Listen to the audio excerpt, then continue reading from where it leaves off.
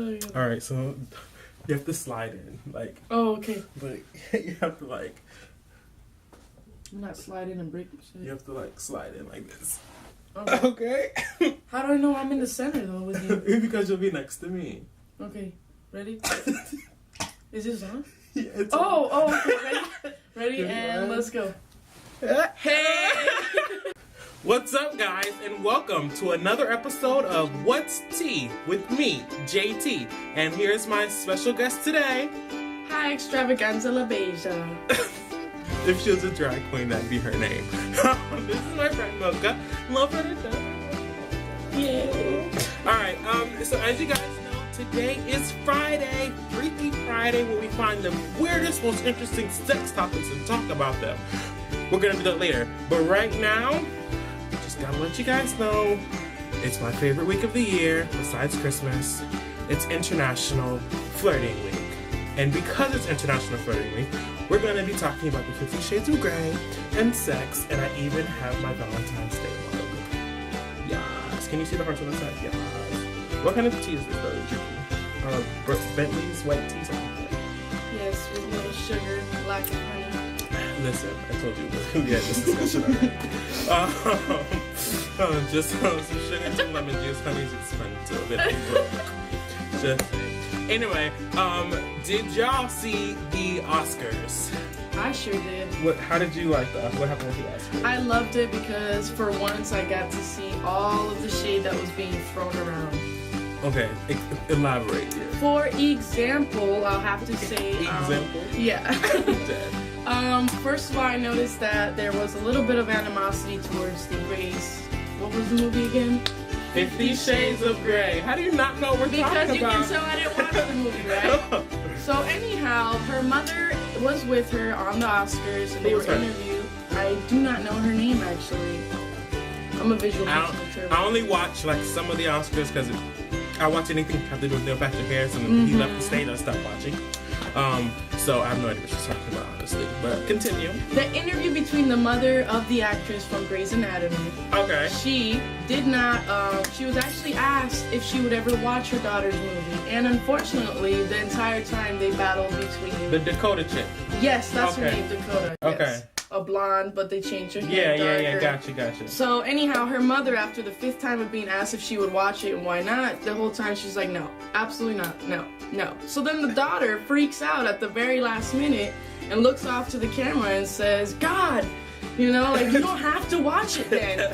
You know, so I thought that was super hilarious, and that was, I think, the highlight of the Oscars before it even began. Yeah, so she likes drama, is what she's saying. Yes, I do. She likes drama. She likes drama. Let's talk about the fashion. I don't think there was anyone that I would say was the worst dress. Like, I don't think anyone had a bad dress. Viola Davis, y'all know one of my favorite actresses. She's currently playing Annalise Keating on How to Get With Murder that comes on at 9 o'clock on Thursday nights on ABC. Just saying. She had on a custom Zac Posen gown. Zac Posen is my favorite designer. And the dress she had on was sickening. I loved that dress. But the best dressed of the night was Lupita Nyong'o. OMG. She had the best dress. It was custom Calvin Klein.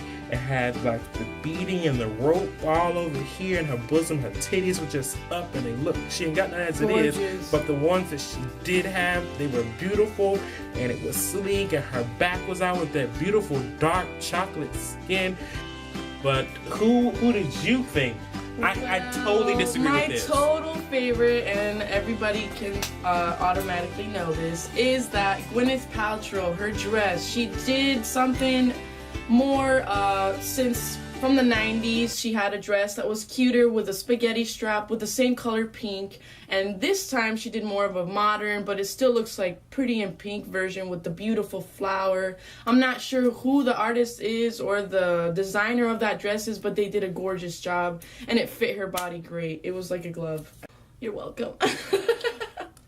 No, ma'am. I did not like that dress. No, ma'am. It was beautiful.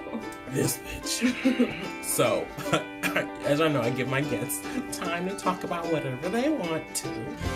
And this drama-loving bitch, like I said before, wants to talk about the Amber Rose and Kim Kardashian. Kardashian, sorry. Miss Girl. All of them. All of them. Like mother, like daughters. Okay, so say your piece.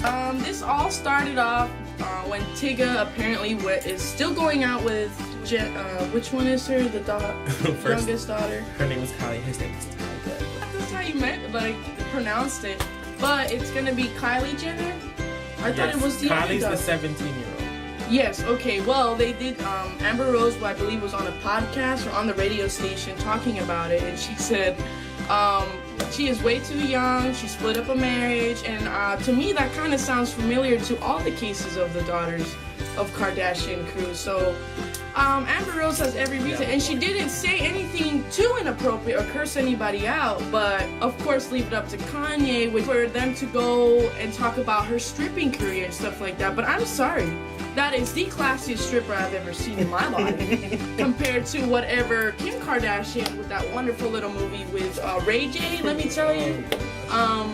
And she even made peace with Kanye and said, you know what, I still care about you, and I would never talk about anything personal. So all they had to talk about was personal things, nothing that really mattered. Team Amber all the way. You're welcome, everyone.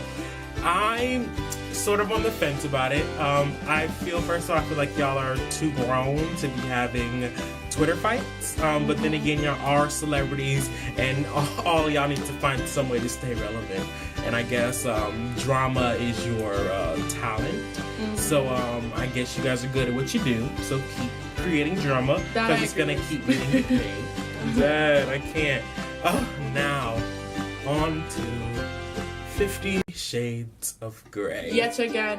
Yes. Have you seen the movie? You haven't seen the movie? No, I have not, and personally, I think it's a lot of unnecessary filming. I'm not in my. Have you read the book? Wake up.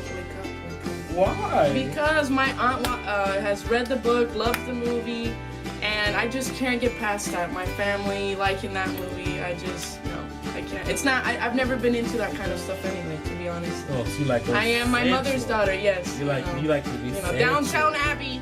You know, in the closet. You know, type of thing. You know, when they get rid of their clothes and stuff like that, it takes a little bit to get down. Oh, so let's get through all 7 outfits. She's a freak, just not with all the pain and stuff. Yeah, I keep that to myself. Yeah, anyway, Dad, I can't. But anyway, 50 Shades of Grey, it came out on Valentine's Day. The first week, it did phenomenal. Super phenomenal. Like the day after it came out, a lady in Mexico was caught clicking her mouth. I heard about that. Yeah. Yes. And you know what my aunt said? This is why she said, poor woman. Poor woman. Ain't nobody want to smell that. Nobody wants to smell that, see that. No, right. honey, no. So, and then here's the part that I think is ironic. So, when the police were called, instead of them just escorting her out of the building, you know, making her get herself together, doing whatever they had to do, what did they do? Candid camera? They put handcuffs on her. Oh, God. And made it even worse. Just gave her exactly what the fuck she wanted. Oh, no. That makes so much sense. She probably was, that back seat of the cop car was probably saturated. Oh, yeah. Yeah, it's disgusting. Oh, how you would say in Spanish, sobra, means really, you know, all over wet and still. Oh, God. Oh, gosh. I was reading something that said, somebody posted an article on some blog, they said people should boycott 50 Shades of Grey, and they referred to it as something that is new and that our community is not used to. That our community, like as society, is not used to. Well, you know why they said that though? It's because they're worried about young girls thinking that's what love is.